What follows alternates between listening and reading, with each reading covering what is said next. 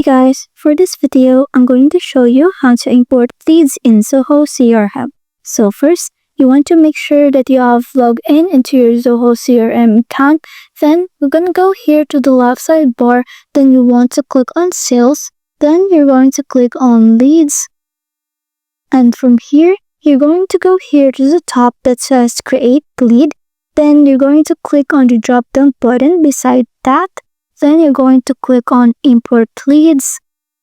And from here, you're going to select how you want to import your lead.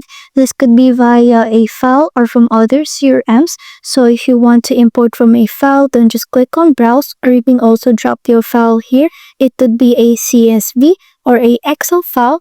Or if you're going to choose from other CRM, then you're just going to click on this blue button.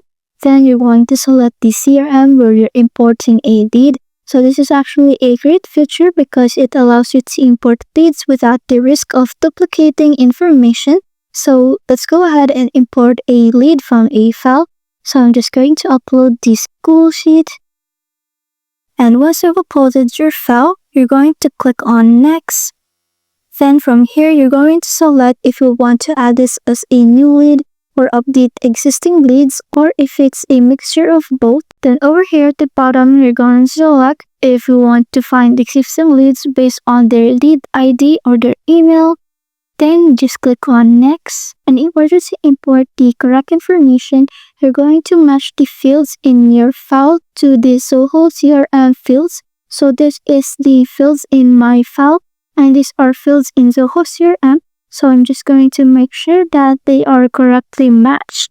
Then after that, we're going to click on next over here at the bottom. And in order to finalize this, we're just going to select if we want to assign owner based on assignment rules. You can also check the trigger automation. And you can also assign follow-up tasks. And after that, just make sure that you're going to click on this checkbox over at the bottom.